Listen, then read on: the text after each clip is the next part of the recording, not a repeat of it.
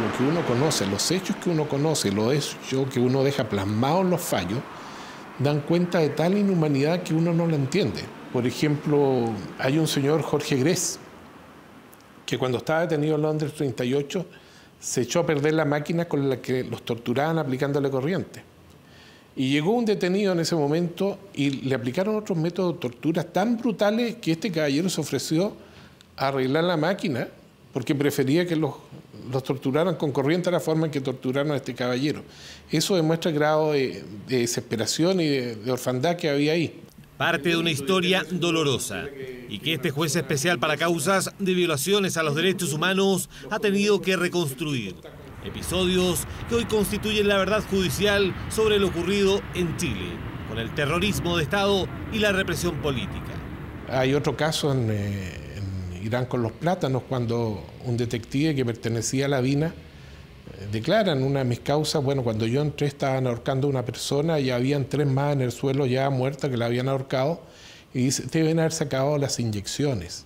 Todos los fallos están con declaraciones de otras personas que hablaban incluso de las formas que se torturaban, qué se hacía después de haber torturado a la persona. Hablan, por ejemplo, de las instrucciones que tenían de no darle agua a la víctima después que se le había aplicado corriente, porque si no se les moría.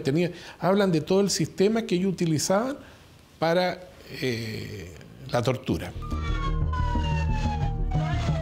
El año pasado se dictaron 58 fallos de primera instancia en contra de 271 exagentes. Además, 191 personas fueron sometidas a proceso. Se decretaron 109 sobreseimientos temporales y 151 cierres de sumario. 322 integrantes de organismos de seguridad fueron acusados por violar los derechos humanos.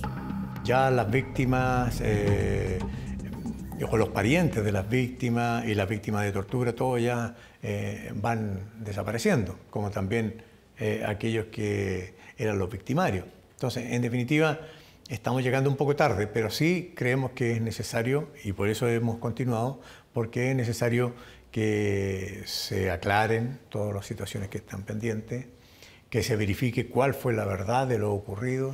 Durante el año 2018 se iniciaron 245 nuevas causas por delitos como secuestro, homicidio, tortura, hallazgo de osamentas y adopción irregular.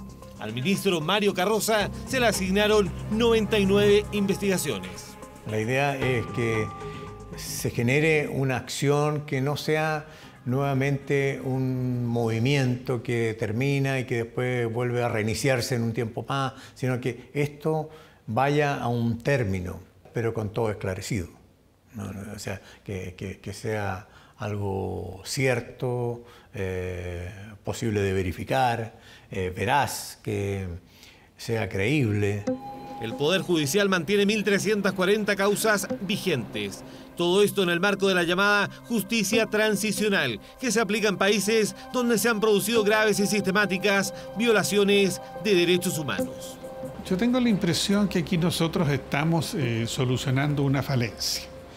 Chile no ha resuelto este problema, ya no lo resolvió por la vía política, por la vía de tomar un acuerdo, de dictar una ley, alguna medida de esta naturaleza. Entonces, ¿dónde recurre la gente? Recurre naturalmente al Poder Judicial, porque siente que hay un conflicto entre lo que ha ocurrido y el Estado que pregona que ciertas conductas son delitos, entonces quiere que alguien, y ese alguien no es otro que el Poder Judicial, decida si efectivamente en estos casos hay o hubo o no hubo delito. En 1993 se dictó el primer fallo que calificó el secuestro como un delito de carácter permanente. Un juez de letras de Lautaro descartó aplicar la prescripción y la amnistía en el caso de José Yaulén y Juan Cheuquemán.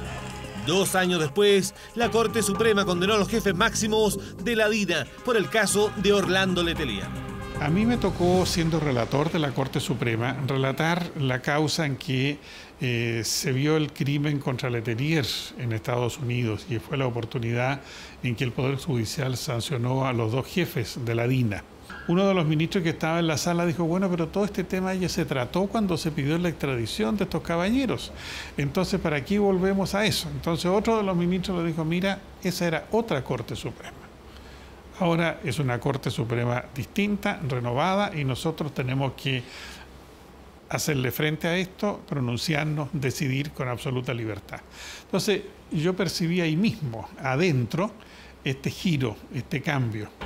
En 1998 se presentaron las primeras querellas en contra de Augusto Pinochet y a la fecha se han dictado 447 fallos por delitos de lesa humanidad, tanto en la justicia penal como civil.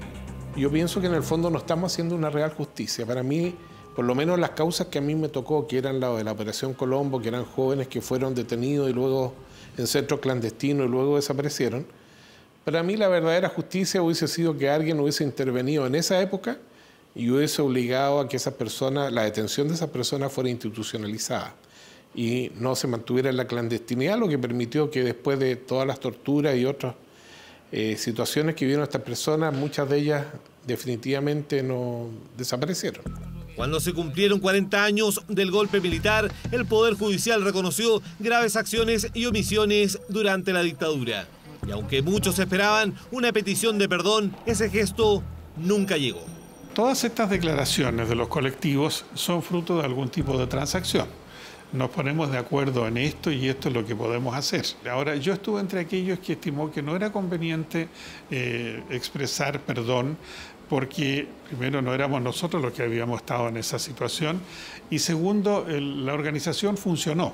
Lo que pasa es que funcionó en una línea, ¿no es cierto?, que era mantener una rutina y no abrirse a los nuevos tiempos. Entonces, pensamos que lo que se dijo era exactamente lo necesario como para satisfacer esa necesidad y también dejar las cosas como claras al interior del Poder Judicial. Yo creo que el perdón, la justicia lo ha ido pidiendo a través de los fallos, del comportamiento posterior. Fíjate que de estos fallos se desprenden hechos trascendentes para la historia futura de Chile. Yo ya he acuñado casi como una frase cliché diciendo: son los tribunales de justicia los que por la vía de incorporar el derecho internacional han establecido que hay crímenes que son imperdonables. Yo no sé si la palabra perdón es lo que necesitamos. Yo creo que los reconocimientos, y lo hemos dicho muchas veces como organización, tienen que ir acompañados de acciones, con condenas mucho más contundentes, con procesamientos de civiles, con un abordaje absoluto de conocer la verdad y no quedarnos con las generalidades, una conducta distinta que hubiese tenido un correlato coincidente con ese reconocimiento. Porque en perdón, lo voy a decir, golpearse el pecho y después ir a liberar a los genocidas no tiene ningún sentido. Como una forma de reparación, se han acogido indemnizaciones de perjuicio por daño moral por casi 55.000 millones de pesos.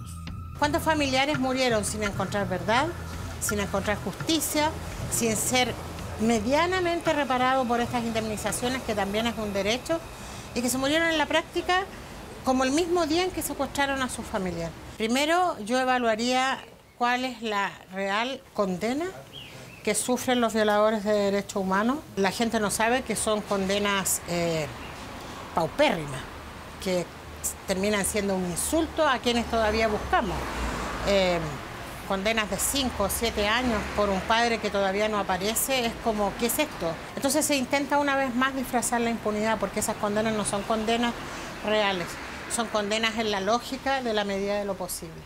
El balance de un Poder Judicial que en forma inédita entrega información histórica sobre el trabajo de los tribunales en derechos humanos.